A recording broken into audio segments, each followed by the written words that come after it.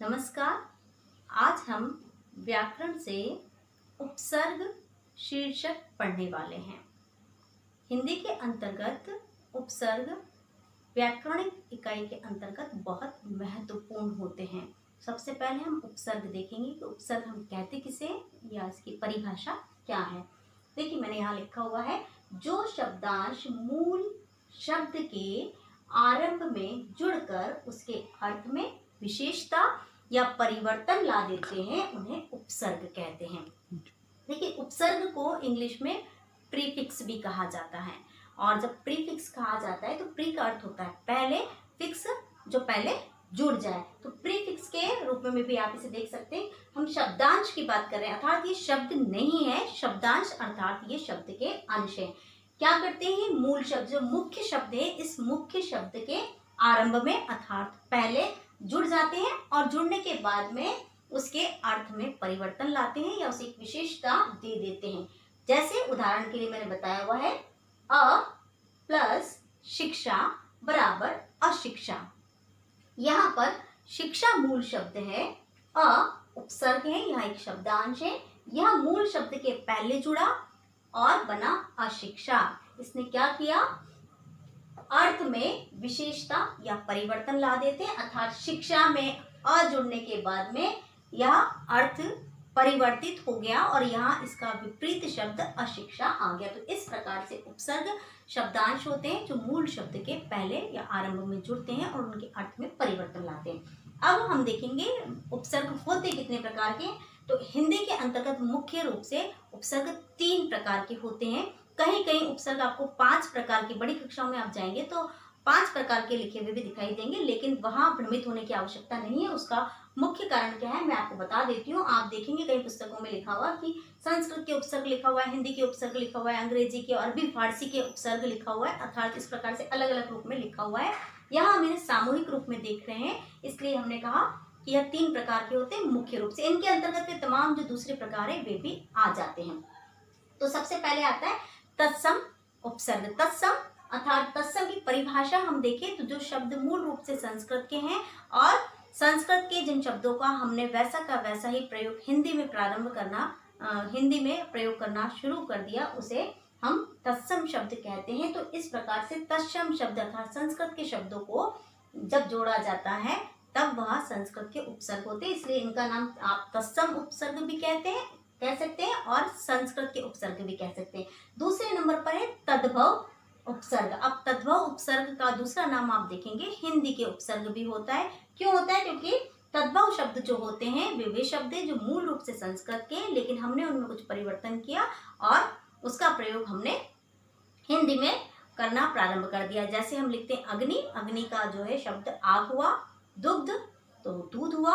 तो यह हिंदी में हमने कुछ परिवर्तन के साथ में इनका प्रयोग करना प्रारंभ किया। तो इस प्रकार के जो उपसर्ग होते हैं वे हिंदी के या तद्भव उपसर्ग होते हैं। इसके बाद में आता है आगत उपसर्ग। आगत का अर्थ मैं पहले भी आपको बता चुकी हूँ कि आगत का अर्थ आने वाला, अर्थात जो विदेशी है, जो आया हुआ है, वह आगत कहलाता है। तो जो विदेशी भाषा के उपसर्ग हैं, शब्दांश हैं, वे इसके अंतर्गत आता है। तो कहीं कहीं आप लिखा हुआ देखेंगे अरबी और उर्दू के उपसर्ग, वही हमने यहाँ पर लिखा हुआ है आगत उपसर्ग या विदेशी उपसर्ग। तो अरबी और उर्दू जो भाषा हैं वे भी आगत भाषा, खास तौर से अरबी और फारसी, माफ कीजिएगा मैंने उर्दू कहा, अरबी और फारसी जो है उसकी बात मैं यहाँ कर रही हूँ, उर्दू मैंने त्रुटिवश कह दिया। तो आगत या विदेशी उपसर्ग के अंतर्गत हम अरबी और फारसी के उपसर्ग भी रखते हैं। तो कहीं आपको लिखा हुआ मिल सकता है कि अरबी और फारसी के उपसर्ग। तो इस प्रकार से यह हिंदी के अंतर्गत प्रमुख रूप से 3 प्रकार के उपसर्ग होते हैं। संस्कृत के उपसर्ग के कुछ उदाहरण देखेंगे।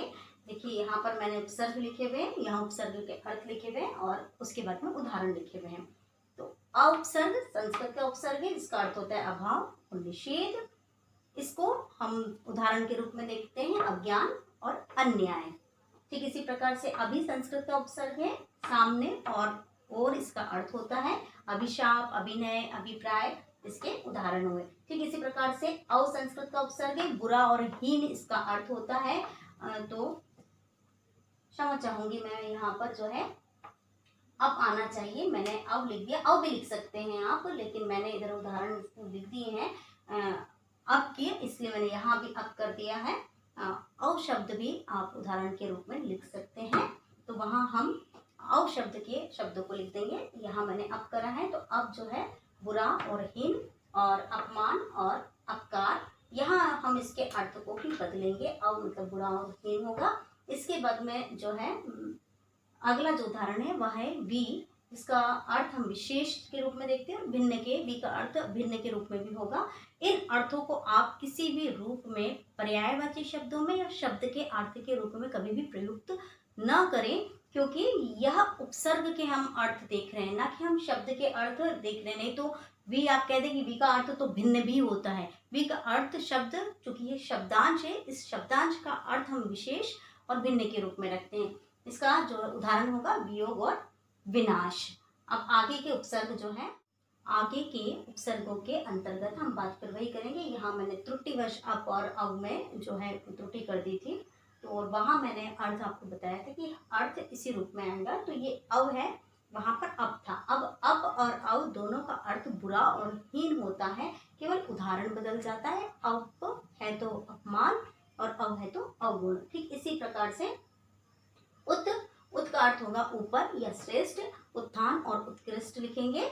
दूर तो बुरा और कठिन, इसका जो उदाहरण होगा दुर्जन और दुर्बल होगा। इसके अतिरिक्त भी संस्कृत के और भी बहुत सारे जो है उपसर्ग हैं, जैसे दुर हुआ, प्र हुआ, परि हुआ, प्रति हुआ, स्व हुआ, सु हुआ और नीर हुआ।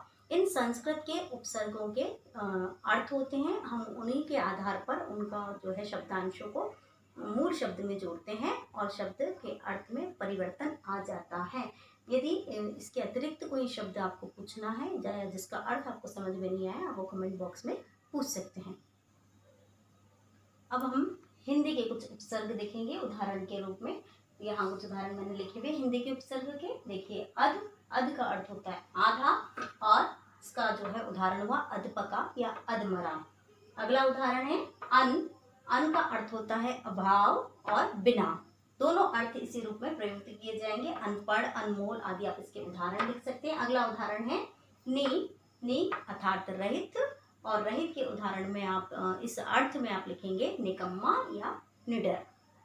उसके बाद में अगला हिंदी उपसर्ग का उदाहरण है स का अर्थ होता है सहित, और उदाहरण आप लिखेंगे सपूत और सजल। तो इस प्रकार से ये कुछ हिंदी के उपसर्ग के उदाहरण हैं। अब हम आगे के उपसर्ग देखेंगे। विदेशी उपसर्ग देखेंगे। विदेशी के अंतर्गत जैसे मैंने कहा अरबी, फारसी और अंग्रेजी तीनों भाषाओं के अर्थात विदेश से आई हुई जो भी भाषा है उसके उपसर्ग हम यहाँ देखेंगे। तो विदेशी शब्दों के अंतर्गत सबसे पहले हम देखते हैं कम का अर्थ होता है थोड़ा और हीन। तो इसके उदाहरण होंगे कमजोर और कम अक्ल। उसके बाद में हम का अर्थ होगा समान, तो हम शक्ल और हम उम्र आप उदाहरण में लिख सकते हैं। इसके बाद में है बद का अर्थ है बुरा, तो बदसूरत और बदबू आप इसके उदाहरण में लिख सकते हैं। इसके बाद में यहाँ अरबी और फारसी के बाद में हम देखेंगे अंग्रेजी के कुछ उदाहरण। तो मैंने एक उदाहरण लिखा हुआ है यहाँ पर हेड का अर्थ होता है प्रमुख, तो आप हेड मास्टर और हेड कांस्टेबल लिख सकते हैं। इसके अलावा जो है जनरल अंग्रेजी का जो है एक शब्द है, उसके लिए भी आप जनरल सेक्रेटरी लिख सकते हैं। इसके अलावा वाइस शब्द जो है वह अंग्रेजी का उपसर्ग है, तो वाइस प्रेसिडेंट लिख सकते हैं आप। असिस्टेंट भी अंग्रेजी का उपसर्ग है, तो असिस्टेंट टीचर, असिस्टेंट प्रोफेसर आप लिख सकते हैं। तो यह उपसर्ग जो है वे शब्दांश हैं, शब्द के मूल रूप में इस प्रकार से जुड़ते हैं और उनके अर्थ में परिवर्तन करते हैं। तो इस प्रकार से आज हमने उपसर्गों का अध्ययन किया।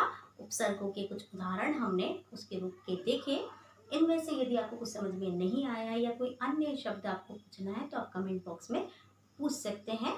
नमस्कार।